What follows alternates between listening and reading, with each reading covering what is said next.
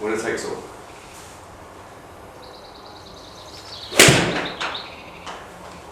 Oh, he's dialed it in, that. Get in, baby. Dialed it in. Dunker. Oh! No, it's not good now. Strike. Big Come hit. on! Go ball! Go on! Gotta go. Gonna make it. No. Better swing. Oh, hello! Oh, come on! That would have been a miracle! That would have been walking out of the building. Here we go. 5 years. 5 years. Tiger Unbelievable. Cup's captains. So, Brendan, what was your best moment over the 5 years? Quite a few. If I'm going to be honest, probably 3 years ago. Macca went out first thing in the morning, 2 up through 9, singles. Just walking it really. Comes in lunchtime, bouncing. Great, love seeing that. Goes back out on the first tee, didn't see him for 6 hours, walks up to me on the 7th, so they get on Macca, 2 down. I was like, okay, alright, well. Harry Dearsley. Harry Dearsley, yeah. Macca lost his confidence, and I think when he loses his confidence sometimes, the game goes with it, you know, as we all do, I guess. So we had a little chat, and I just said to him, look, what's going on? He said, I can't beat him. And I was like, nah, you're wrong. He said, well, I said, you beat him this morning, you were 2 up. I said, so if you do the same now in the next 3 hours, you're going to be all square. So I played Macca, he went and won all 3 hours. 1 up. Actually, my proudest moment is captain, because basically I've got a little photograph which I leave on my phone pretty much all the time, where we high-fived. And not only did he say he'd do it, he did it. And that to me is what the Tiger Cup is. It's believing in yourself, it's getting that result. Not at all costs, because that's not what it's about, but for the individual, it gives them so much belief in themselves. And do you know what, I'm so proud of that, and I've never forgotten it, I never will. It's just one of those things that will stay with me forever. I know, you remind me about it all the time. I do, yeah.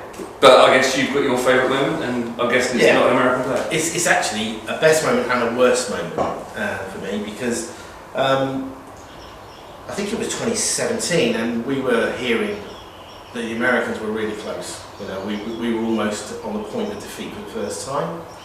And you know, I wasn't sure. I mean, I know we had 3 matches out there. I wasn't quite sure how they were going. And I know for a fact that you thought it was close. You thought you were about half a point away from the win.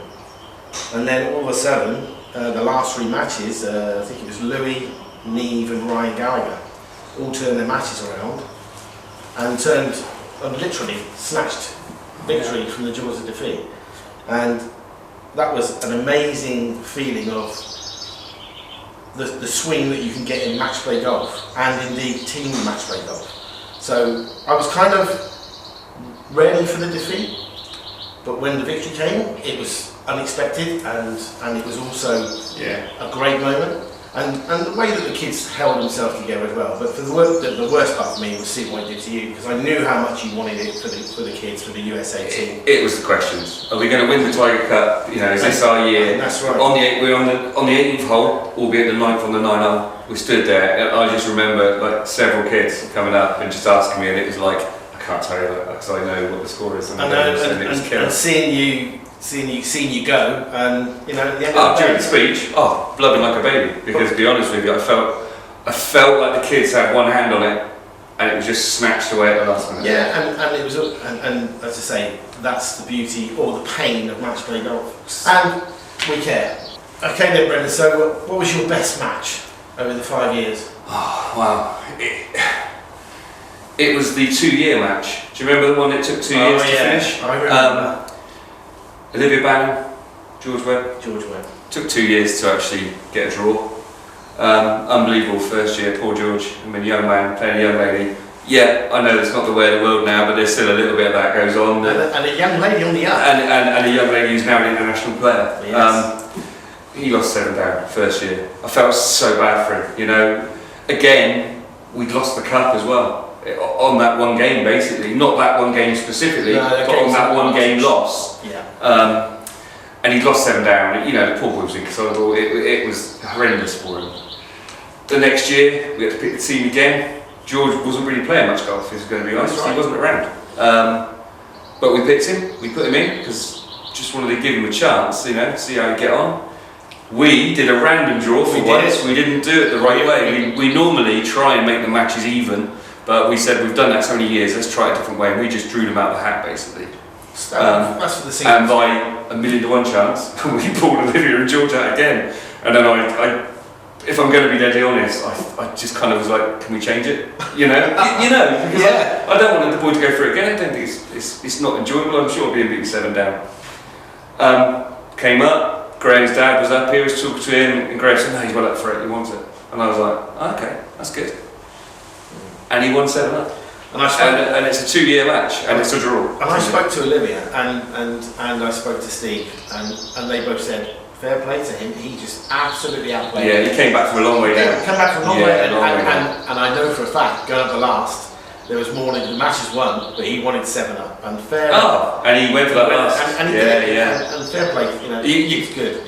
Do you know, to me, that's perfect. You've won 1-7, you've lost 1-7, you've drawn. Yeah. You know, the reality is that's now banished. You didn't lose. Drop the mic. Walk out the room. You've done your job. Yeah. And again, I'm sure your best moment for a match is my best match.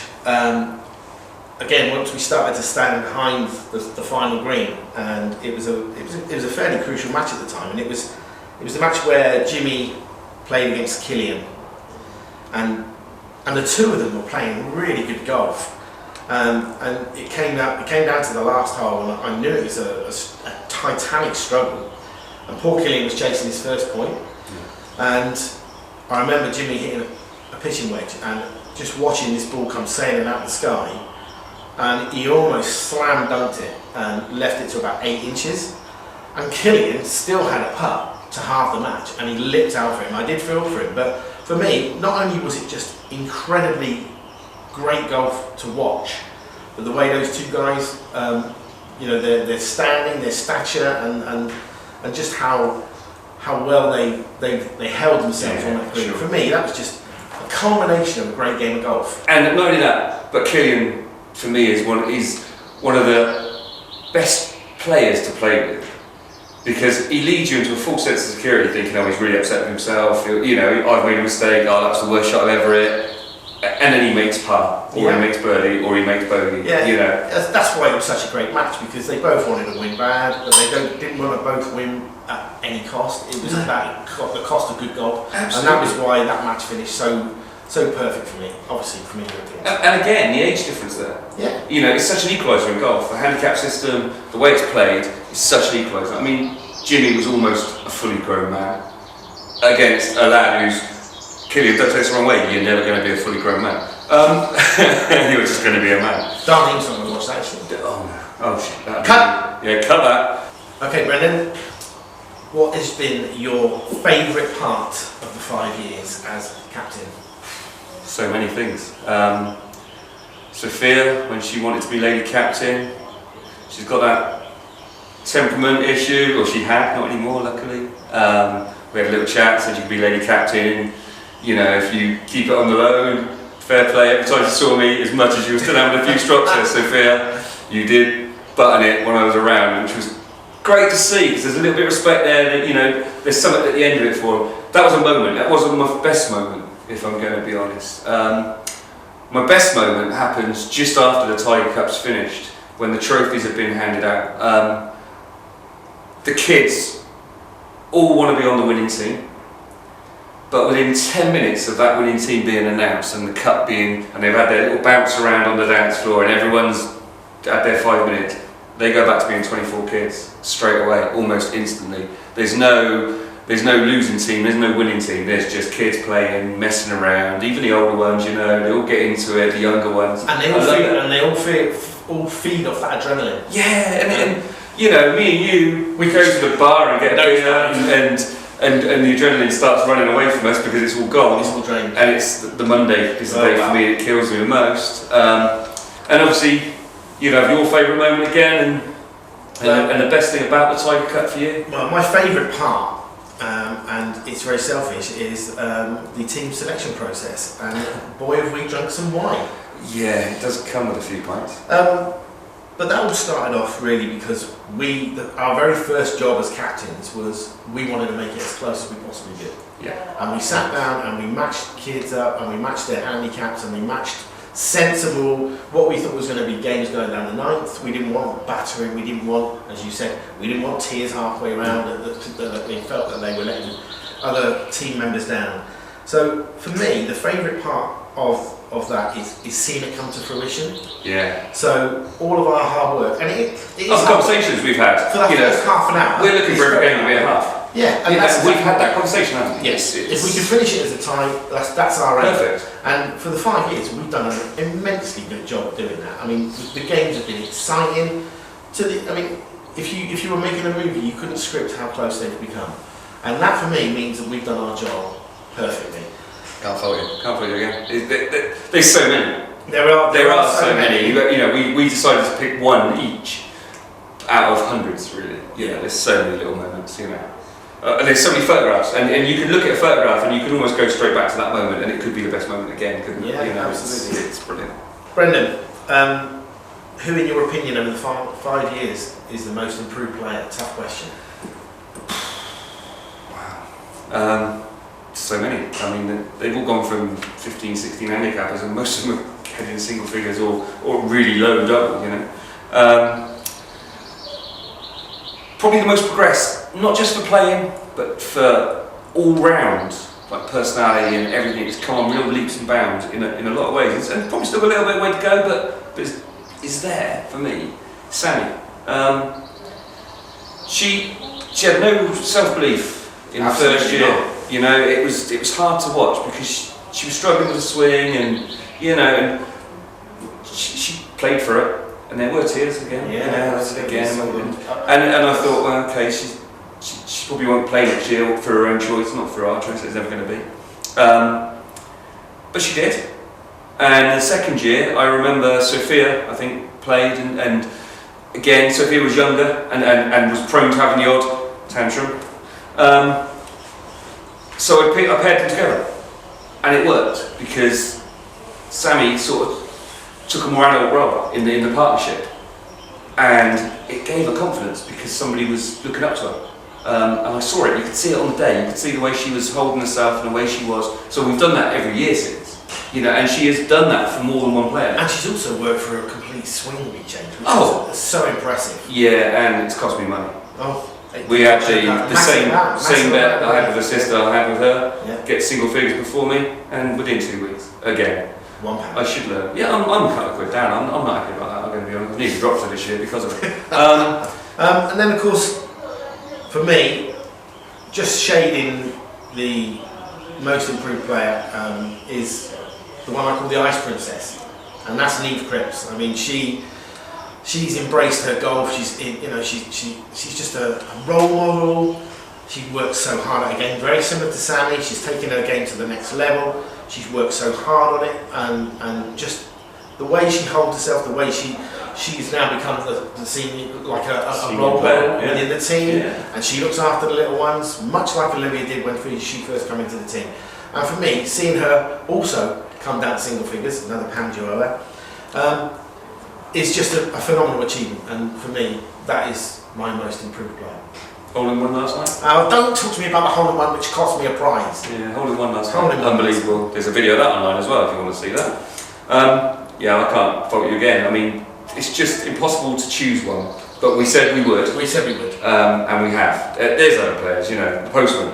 The postman, yeah. I mean, Macklin's if you're doing airmail soon, he's getting so tall. Macklin, for me, is the best putter in the complex, let alone... he makes me feel bad. I putt good. And you putt good. Yeah, he makes me feel bad with a putter around. Again, and Louis is a prime example. You got Freddie. Freddie, I mean... I haven't even counted Freddie. Freddie again, another one. Just a great player. Been playing golf with kids since he was 6 years old, and I'll be honest with you, he's been better than me ever since then. Just phenomenal. The whole lot of you. I can't fault any of you, you're all brilliant. He's trying to say we love you. Some of you. So, as we go into our last year as captains, few thank yous? Yeah, I'd like to thank Sharon for teaching me humility on the golf course, because she humiliates me every time I'm on it. I'd like to thank Lee, obviously. without him this doesn't happen, and in fairness this year's been probably the hardest year to organise for the lot, you know. It's not cheap. It's my fans obviously for the USA team, you know, Gary, Backstones, but well, for me it's the parents in general. I mean, just the support. Just the whole lot, yeah. I mean, just a massive thank you. The amount of fun we have, like just while the games are on, while we're in the bar, everywhere. It's just fun the whole weekend, and very tiring, obviously. Yeah. Obviously the wives we have to thank because they put up with us. No, definitely. They're the ones that keep us sane, though. They are, yeah. They normally keep us sane while we're doing it. Yeah. This is my point. We had Dom this year. Dom was not a good influence. For the selection process, we had Dom. Yeah. Not a good influence. He was like delivery, wasn't he? He was. He bought wine. And then when we ran out, when he got more and more wine. He didn't buy the curry. That's that bit done. Right, we'll pass the beer bit. We can cut that out if you want. Other people to thank. You go for it. Vice captains. I mean, for me. They've done anything yet, have they? Well, they do. I mean, they're always there in the background. There are eyes over the years. Course. Yeah, that's what I'm saying. Yeah, I don't mean Dom and Jimmy. No. Vice captains. Not vice captains. Not one of these. You know, the ones, the eyes and ears that are out on the course that tell us of who's getting upset, who's not. Steve Bannon, Nick Cripps, Jimmy Stratford, Backstones, Emmanuels, Darren, the live scoring. There's so many people to thank. The Hawkins, because they did the videos, and some of those videos are pure. Tom Law, for them to give the time at county champions, club champions, to really it's just brilliant. It's just so many people. Mark and Kate, they feed us, and they do a good job on that for us. But for me, as I say, the parents' passion and their pride and their noise. Yeah. It wouldn't be the Tiger Cup without them lot. Absolutely. And also Laura Hayward. I mean, she must be the one that puts up with the absolute most pain out of all. She's got two participants, a husband that is probably 24/7 on the organisation of this, and she's also the biggest and loudest European cheerleader. Thanks, Laura. Hang on, there's one more thank you, and that is this gentleman here, the other half of the postman, because we are the postman. Yeah, we always do that. Captain America, legend, and my golf partner. And we've had a blast. I'm sure if you put another couple of people in this role, they could have easily come to blows and made some decisions. But we love it because we invest in what the kids are trying to do, what Lee's trying to do, in developing their games, introducing them into the main set of this fantastic golf club. And for me, thanks, buddy.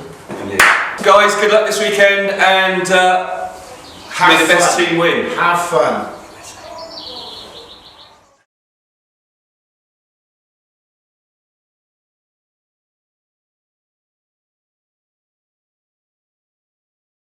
Hi, how you doing? We're in the car park at the Wisley, and there's the Tiger Cup coming up at Broome Manor, and so excited about this. Francesco Molinari, who knows a little bit about these sort of cups and these competitions. Yeah, well, I just wanted to wish everyone best of luck. Obviously, Tiger Cup, Ryder Cup, pretty close, so hopefully many of you one day will be defending European colours there. May the best team win, and good luck.